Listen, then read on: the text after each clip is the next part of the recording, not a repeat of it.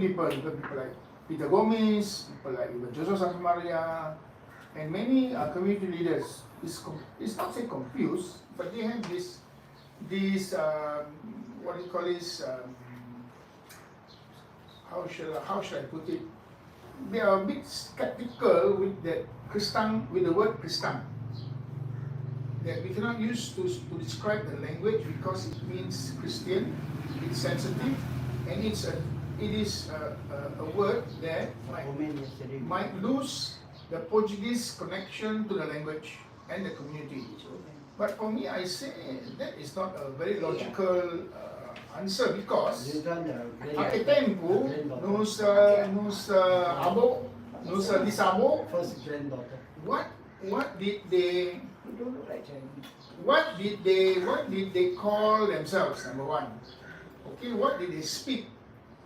How did they call or term that language that they spoke? And what did they call themselves in their profession of faith? Very simple. Go to your grandmother, your grandfather. What did they call themselves? What did they say they were, and what did they profess in terms of their religious belief? Christian.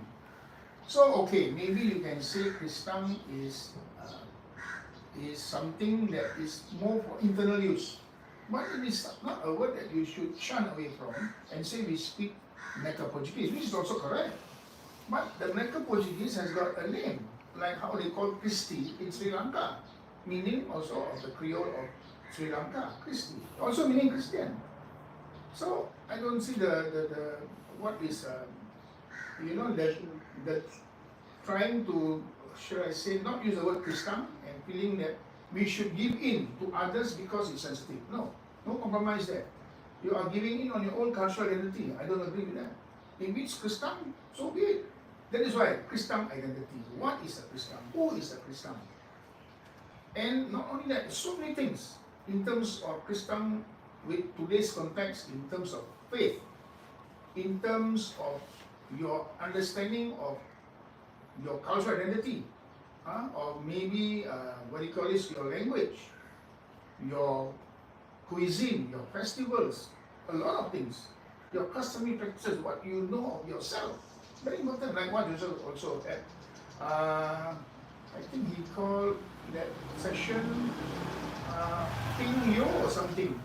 Who am I? Who am I? So, very important. And also, at the rate things are going, recently there was this traditional folk dance of the Branyo being done by Eurasians, sadly, from other states, and they are doing what they see on YouTube, what they see on Facebook, doing the oh no no minya no no, and but doing the choreography of Tianika or Omayao from Portugal, whatever. Cannot. It's not compatible.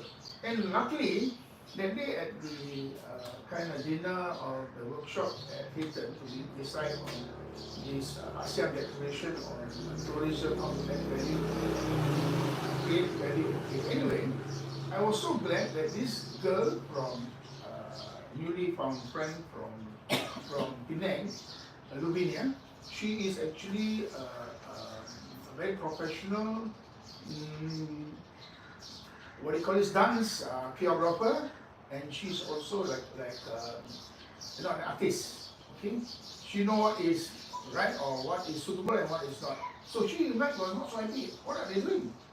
And also that one more lady, I think she's also quite a learned lady. She may be a professor. Professor, what's her name? She's white haired. What's her name? I forget. Anyway, she also was saying this is not right. Having a state cultural group performing the dance of all ethnic groups. Number one, you don't look Christian or you don't look Portuguese. That is the features. The dress on you also looks so plastic. Your movement also is not the way the Christian will dance. So you see, they are slowly, I would say, or we are slowly losing possession. We are losing that control of what people express their own way of what our cultural dance is. So that is going another way. In terms of also language, In Singapore, they are creating new words which we in Malacca don't know. It's alien. Calling Gatu Bonito with another word. So, you know, we are slowly losing possession, we're losing, should I say, the narrative, they call it, of what belongs to us. So, very important. So, this conference now is to really invite speakers, knowledgeable in all this field, to really, it's not going to like solve the problem immediately, but at least it's the beginning of something that we need to clarify at this point in time. Because even what Margaret Secondson was saying, what even Professor Anis of University of Malaya is saying, if we don't project ourselves with one voice, more is going to happen, and it's going to be even worse. Eventually, maybe you will not even have control of your own self. Meaning, your dance people will perform for you, your cakes people will do for you, your language, so maybe people will say what is right and what is wrong. You lose command, you lose that narrative of what you are. So very important. So that's why when I went for this workshop, I felt, wow, I met people, I feel very passionate, very wanting to help. It's just that to get them together in a conference of this nature, to talk about what is a Christian or who is a Christian. So Christian identity, very important.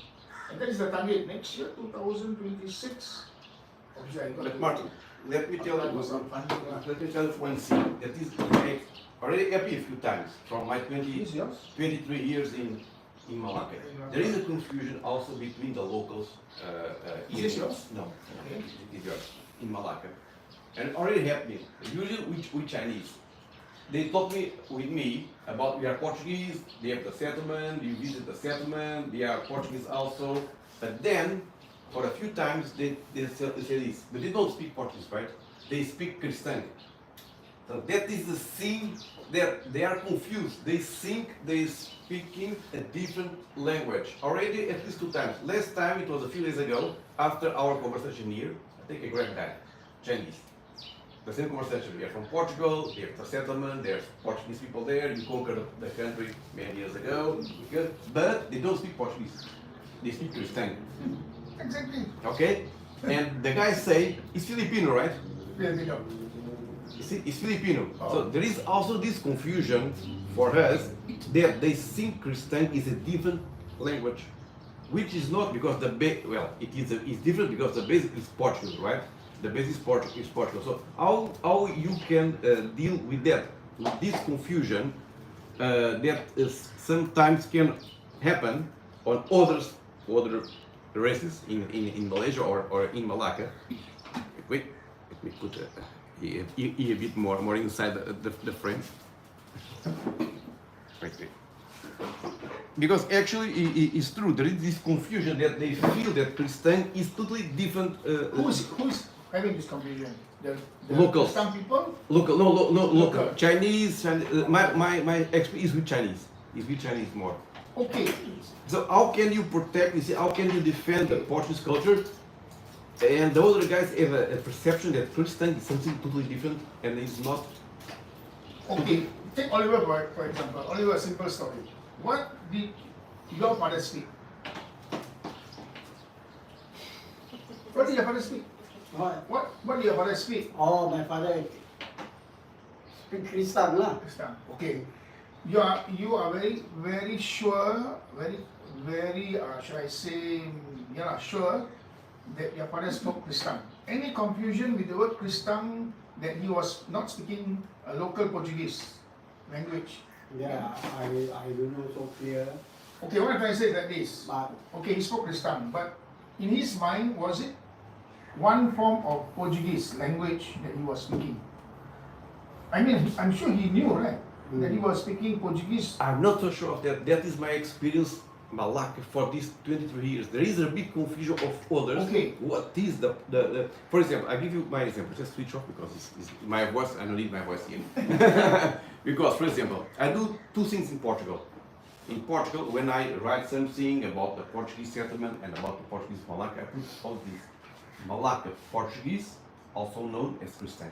Okay. This is one thing. Okay. Or the other part that I do, sometimes I put Christian, Bracket. Creole Portuguese. Creole Portuguese. As well Portuguese. So at least the people have these two options, and they have the whole scope. Malacca Portuguese, also known as Christian, locally, or sometimes they're just starting to writing Christian language, Creole Portuguese. But at least they know that the city is totally belong to the origin of Portuguese. Yes. So Yeah, this yeah, yeah. this is my Yeah. exact. This is what I'm telling. This is what I'm trying to say. Of Christian, When you Malacca make Creole Portuguese. Christian very clear, it's a Malacca Portuguese or a Malacca Creole Portuguese. But did other people know? You have to educate. Yeah. That's why you see my projection is to educate, to re-establish, and to reclaim. Because I don't blame people, because our own people are confused. And it's so clear here. A Christian, a dictionary of Christian, a Malacca Creole Portuguese. So in other words, you can put Christian bracket Portuguese or Malacca Portuguese. Or you can put Malacca Portuguese bracket Christian. But you got to educate people that the word Christian means Malacca Portuguese. Like how we call Christi in Sri Lanka. You have to educate people. If you don't educate yourself first, within the community, how you educate people? That's what I'm saying. People are confused because our own people are saying, hey, we must not speak Christian. My goodness. So if you have a friend, hey, we must not speak Christian, then what must we speak? Malacca Portuguese. Is that Malacca Portuguese Christian? It's a Creole or Christian, or it's a Creole or Portuguese. That is so common and it's so unique to Malacca. There is a name for that Malacca Portuguese, Creole, which is Christian. Like how you call Because it I think Creole. some people can't accept because the Christian, the word has multi-layer meaning. That is why I'm saying educate. They You got to can't educate accept. people. That Christian means language, Christian means religion, Christian means Three community. meanings. Okay. Religion, It is not difficult to explain this. You get, I think, the linguist can put very clearly these three terms, or these three, should I say, uses to explain Christian. That it is meant to explain the religion, the language, and the community. So you have to educate people. You have to start to educate yourself first. That's what I'm saying. Even we had this problem when Raja Gopal was around. He always would say, one thing, you all should call a conference to discuss this, because it's your cultural identity that's going to pull you down. If within your community you cannot understand a simple term of yourself. So okay, some people insist, no, Christian is Christian, it's sensitive, But I say, if you say that you cannot use the word Christian and our grandparents have been using Christian, it's a compromise, it's something I cannot accept. You cannot compromise on your cultural identity. If it's Christian, it must be Christian.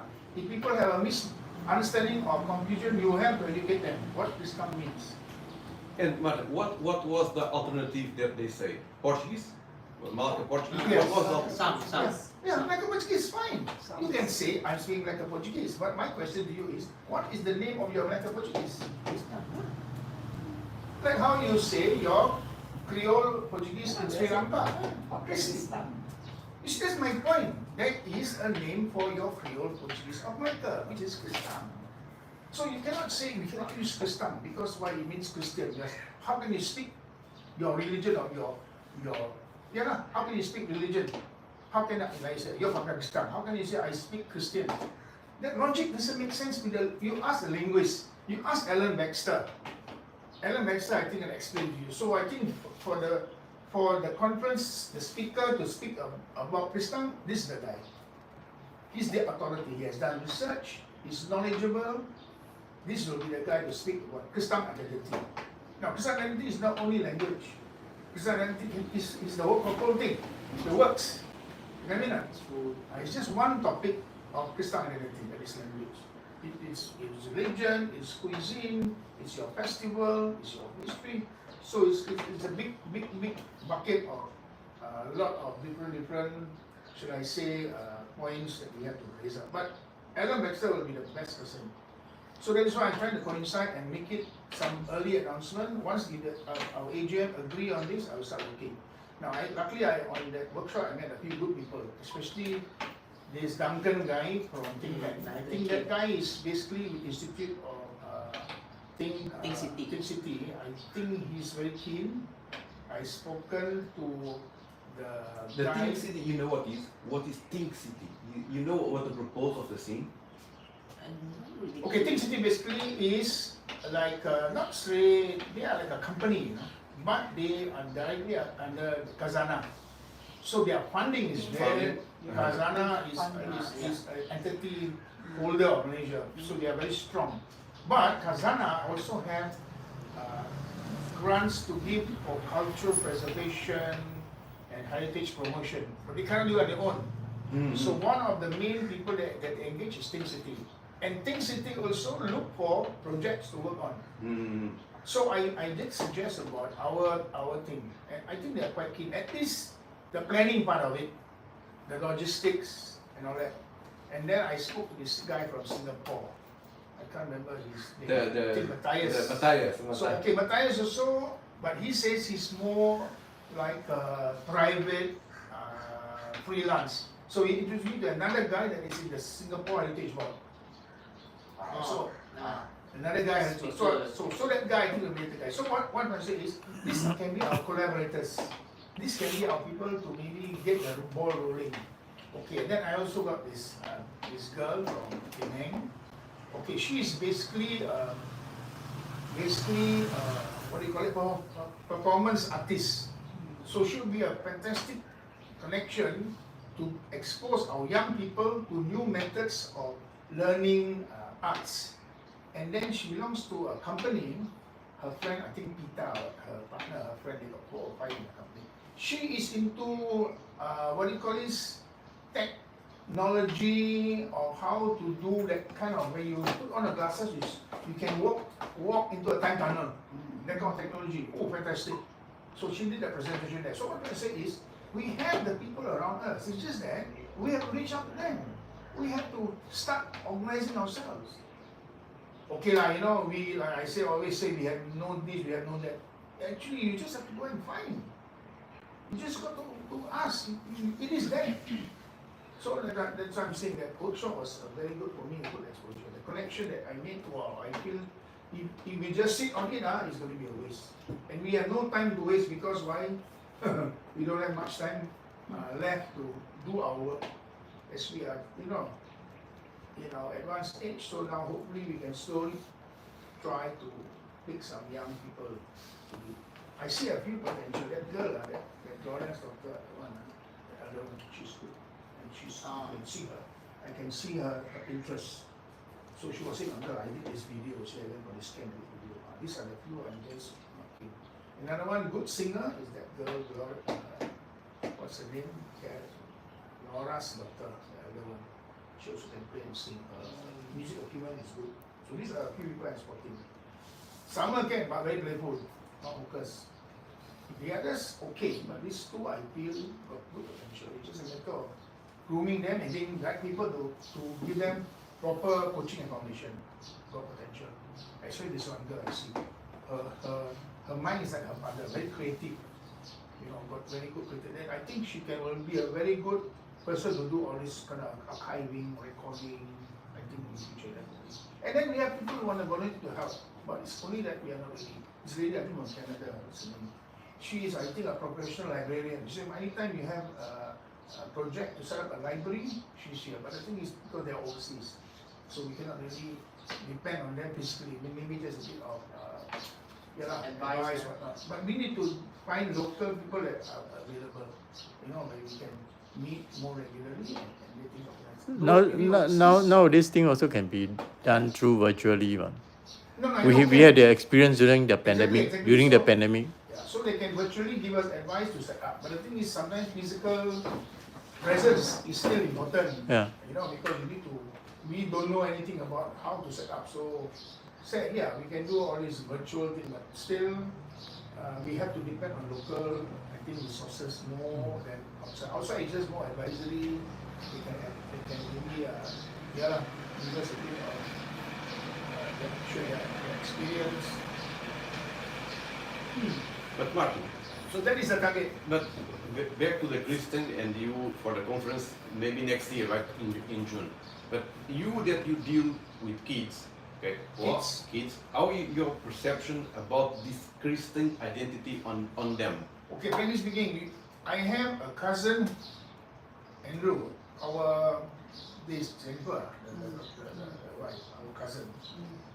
His daughter, or her daughter, is trying to do or finish her thesis or some college work. So the mother called me, Martin. She's got a few young people, I think, through Sarah. And then she need another 4 young people to interview. I think age group is 18 to 25. Can you please? I said, I'll try. So I asked Timothy and his girlfriend, along Timothy, I cannot, not confident. So the young people, frankly speaking, they are practically, I would say, lost. If you just ask them to take part in an interview, they have no confidence. In other words, if I ask, say the interviewer asks, okay, you are Christian, can you tell me about your cultural identity? How did you evolve? How did you come by? And then if I go further, how will you maybe say this or say that in terms of language? Do you know more about how the Portuguese settlement was created? Do you know about the early history about the Portuguese arrival? Do you know about festival, Festa San Pedro? What is the significance of? I think many of them you will have maybe even only 10%. So that is the level of our youth today. They are totally, or not totally, they are lost. So I cannot even find 4 young people between the age of 18 and 35 to do the interview. So I messaged the father. I said, can your daughter interview anyone above 60 or above 50? No, probably not. Because I think the university made it, or college made it clear, they don't want to speak to older people because they know they have a command. They want to speak to the younger ones to compare how much they know compared to their parents. I think so. So he said, no, uncle, they still want 18 to 35. I can't find. You imagine? I can't find. Maybe I didn't really go up to ask, but just asking the 2, which I felt could do, they are not confident. So that is the level of where we are today. If we just allow this to go on another generation, the word endangered language will become highly endangered in the UNESCO books of languages that is disappearing. In fact, we were having some discussion at a coffee shop. Some people are saying, I give your community 20 years. 20 years, your language habis, your place also habis, your language also, your community as a whole habis. 20 years, huh? Kristang. As a whole, the community, with its language, with its festival, with the present challenges of land, sea reclamation, and whatnot. 20 years. From now. Yes. So you imagine how important it is for us to really seriously do something about it. Preserve.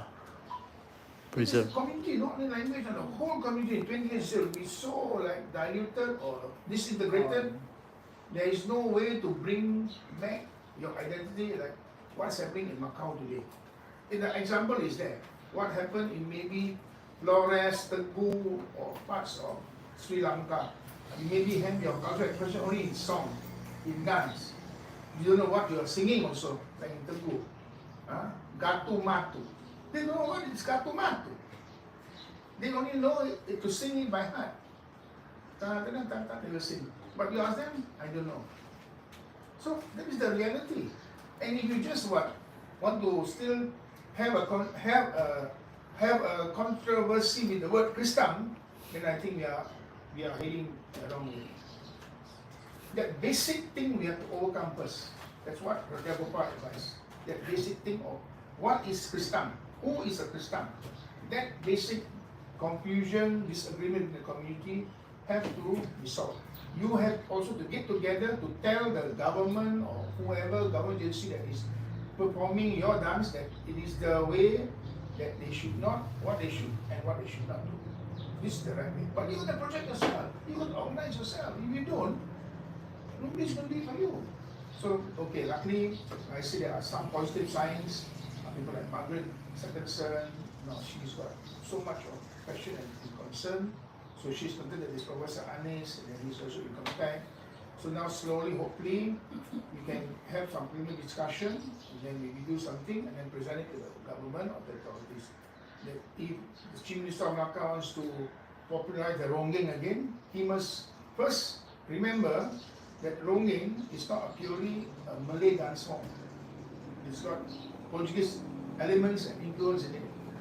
Okay, some Portuguese folk traditional dancing steps and music in ronggeng, in Tanjung. So he, being a professor, he stand by it.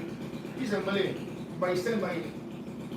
And in fact, he told me, he told the Chief Minister, if you want to leave a legacy, you must make sure you do the right thing. Meaning, if it's something that the ronggeng has got Portuguese elements, you must admit and not say something else that is purely Malay. You have the Professor Anis, right? The Anis. Yeah, he said that. So he said like how the Majlis Besar of Johor, when he wanted to revive or wanted to redo or kind of popularize Zapit. So he helped. And he said, this is the legacy you leave behind. The legacy of you wanting to revive this with the correct approach, with the correct ingredient. Meaning you got to really admit on, accept that it is of maybe a certain origin of some area, but it has come to help enrich the national culture. Nobody loses, it's a win-win. You know what I mean? So the ronggeng has got Portuguese elements, the Chief Minister of Melaka must admit that it's got that element. And then I say it is a win-win. No, it's helping to enrich the culture of the state, national culture as a whole. I think that's very fair. So Jason. hopefully that one boleh. Jason, one question for Jason. Jason, just now we were talking about a few meanings, the Kristang, right? Few meanings, and then maybe I don't know where controversy related to the few meanings, right? I can't catch well. And then, if this is the case, does it mean that I'm a Hokkien? I speak Hokkien. I'm talking about Fujian province. You know, does it mean I'm a Cantonese? I communicate in Cantonese. Does it mean that I'm promoting Canton? Or I'm a Hailam, I speak Hainanese. Does it mean I'm promoting Hainan Island? Does it mean that? Something like that, because some people can't accept. I'm Christian, I speak Christian. So some people will what's the real meaning? I feel so at There are ease. meanings. Yeah, because I feel so at ease But speaking. also create the confusion for others, not local, because local we know, but Yeah. others that is other language and did not link to Portuguese base. Yeah. But there is clear. Bracket. I think It's a Portuguese. that's why. But for example, that guy from the Grab is a local from Malacca, Chinese guy. He already said that Christian is not. They don't speak. To me, they don't speak Portuguese. Speak Christian. It's Filipino, right? You see, all the confusion So he speaks Kristang, not Portuguese. is more close to Filipino. He needs It's to local. He needs to be educated. That's why after hearing this, you see, I'm speaking Hokkien. Why must you be confused that I speak Hokkien? It doesn't mean because the thing is this. The origin of the Christian is Portuguese. That is the thing. It's Portuguese. It's not So when you Chinese speak Portuguese, or bahasa. They know it's Portuguese, yeah. So it's Portuguese. If you Put put Kristang. Christian, can create some kind of confusion to others that Christian is another another language and it's not Portuguese. So, Yeah, but yeah, of course, yeah. the people here know locally, prior land, Yes, settlement, yes. all that Christian, they are referring to that Like a Portuguese. like a Portuguese. Yeah. Just because sometimes can be. That's why I told when I'm in Portugal, I prefer put Malacca Portuguese, also known as Christian, or other times Christian and Creole Portuguese. At least the people they Yes. got lost. In fact, you must put that. When you put that, then it's very clear. So in other words, when this conference we have, it will be an international thing. It will be maybe given to all the universities, to all the government agencies that Kristang is like a Portuguese. Yeah. So I say, Everybody Kristang, should be happy you got to about. start somewhere to start educating. And then what I say, Raja Gopal I think told me this maybe 20 years ago. 20 years ago, 20 years. we are still fighting what is Kristang? Who is Kristang? So if we can get something going and once and for all debate on what is Kristang, who is Kristang, I think then, like I say, people like Alan Baxter, who's an authority, to say yes, this is Kristam. Kristam is a Malacca Portuguese Creole. Kristam can also mean the community of descendants of Melaka. Kristam can also mean referring to their Catholic faith. Finish your story. Yeah.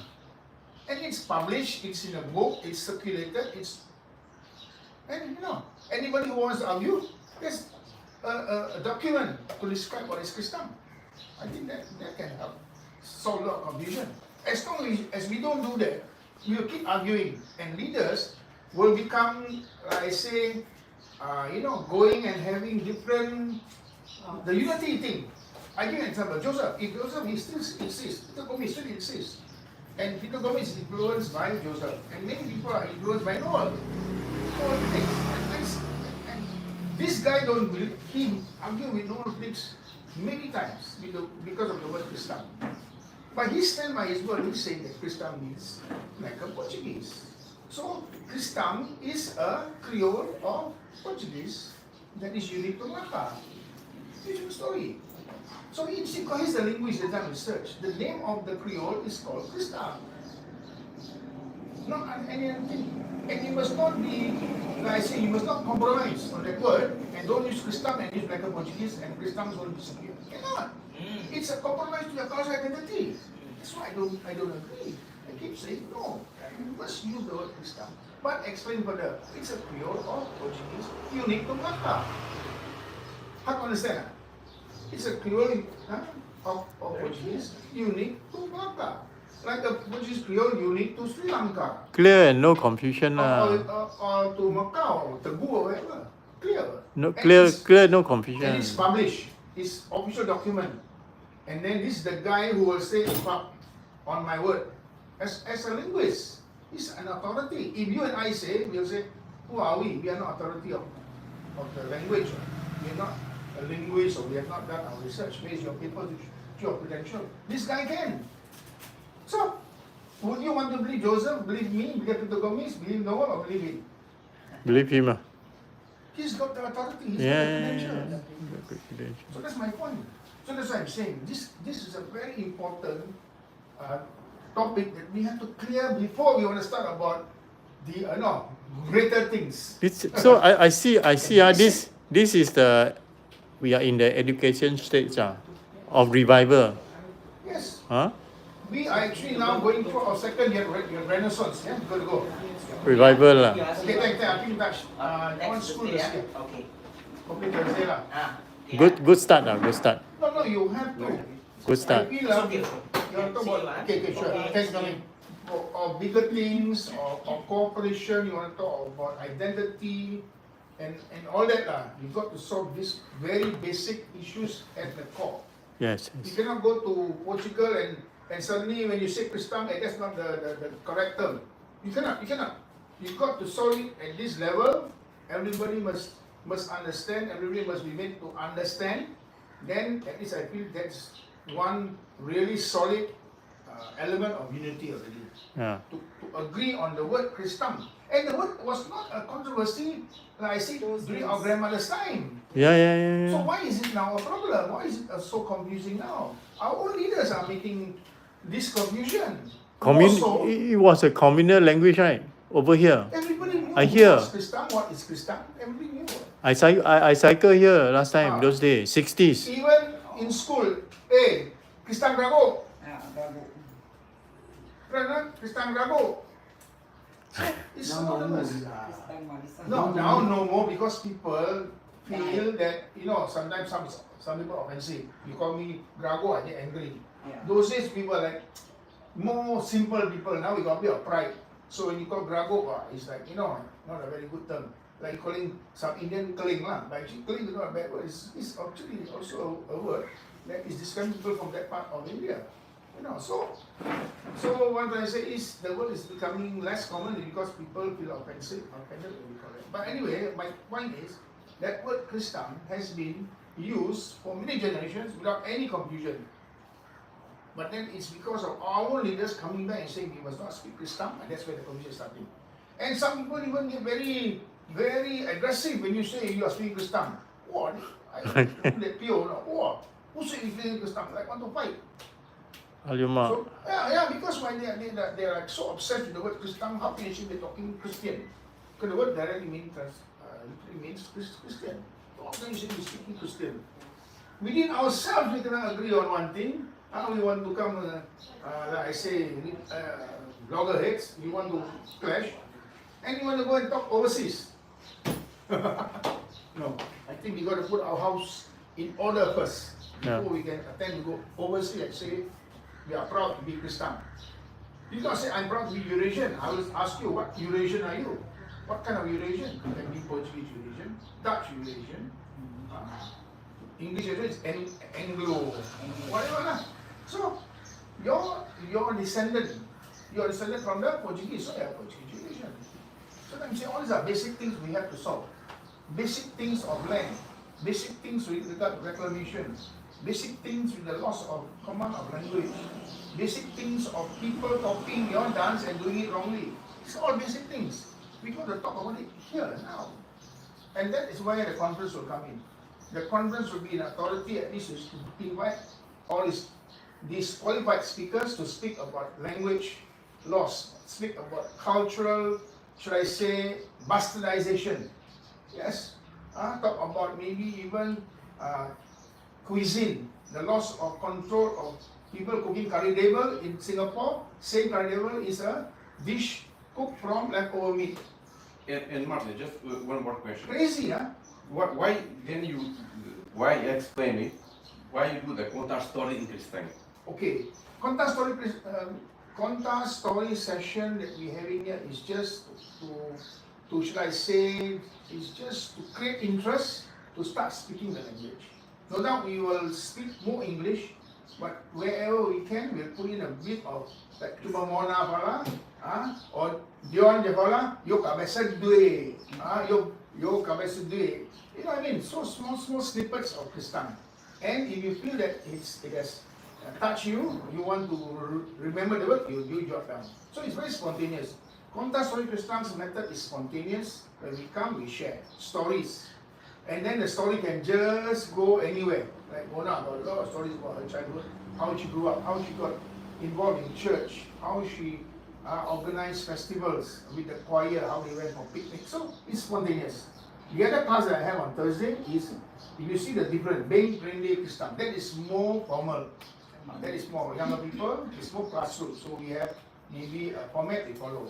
So that format, I will follow the format of Stephanie Pillay, that book. So I will try to just simplify that and I'll read that format. Our format for Kontah Stori Kristang is basically based on this book. If we have problem with some words, if we have some problem with some phrases. So a very important book, because ours is spontaneous. Sometimes suddenly we want to find a word, you know, like the word Pinjak Pegas Kundemang, you know, all this kind of thing. So sometimes some words have got so many meaning. Kabesedwe,